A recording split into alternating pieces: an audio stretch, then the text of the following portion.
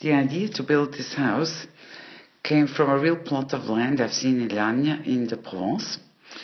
I made an architectural drawing and associated 3D model. And then came figuring out how to do the stone walls. Lots of testing. It was hard. Thanks, Francesca, for your help. Oi! This one turned out a little yellow. Now that's better. And the first wall is standing. These steel doors should swing inside and out, so I had to fit them into the steel frame and not use hinges. It was interesting to work, and fitting them afterwards in the wall, in the rounded wall, was a little tricky. The window production was basically, just being patient and going on. Interesting was making the handles though, and for the frames I used cardstock smeared with a little bit of grouting and then painted it. Sometimes they didn't fit properly, so I had to be a bit creative. Only after I finished most of them, I got the clever idea of having these brackets and handles printed in 3D. Well, at least I could use them for the shutters, and they look great. You won't believe it, I had to make the kitchen twice. It was a question of choosing how to paint it, and I really stained it in the wrong color. It looked awful and antique and all that. Making the doors was easier, and I especially love those hinges once I've discovered them. The floor then was a bit more tricky. There is a tutorial in my blog about this, working with Russek. And then this wonderful door from Pippi Turner arrived. It made the house so special with this antique look. It's fantastic. Here are a few views about the construction stages in my workroom. Slowly coming along. Trying to fit in the first floor already, always using lots of weights to have the wood really sticking properly to the surfaces.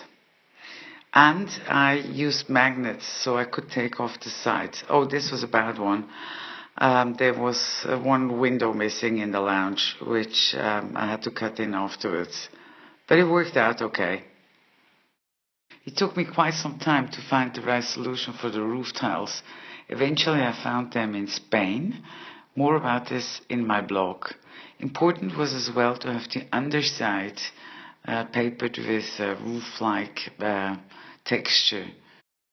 I don't think I've ever watched so much TV while putting 3,000 leaves on this tree. It was fun. I was lucky to find a good stem, which I left in a vise for a while to get it a bit more straight. When it comes to lavender, I'm an expert now.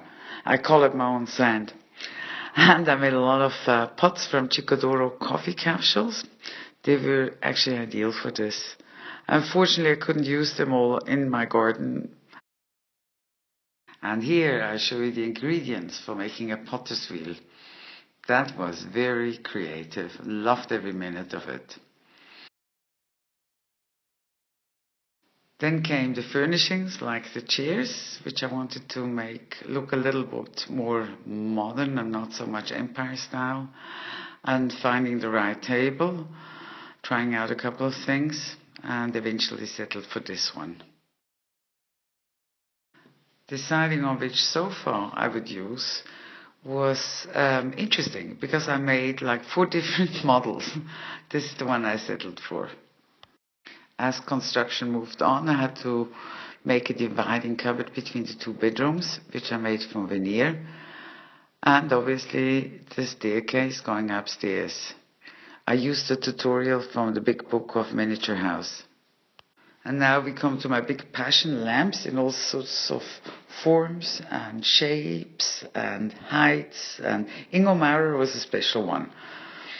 Again, here I had to make it twice because the first one was too glued up inside it and you could see it. But it has become a masterpiece. more lamps for desktops, standing lamps, wall lamps.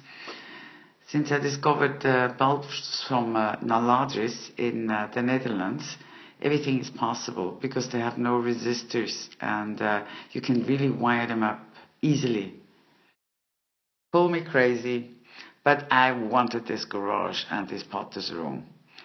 Especially the garage door was tricky to make because the door was not allowed to protrude out into the street, as in a real life situation. There is obviously a lot more I could tell you about building this house, but they say keep the video short, so this is what I'm trying to do here.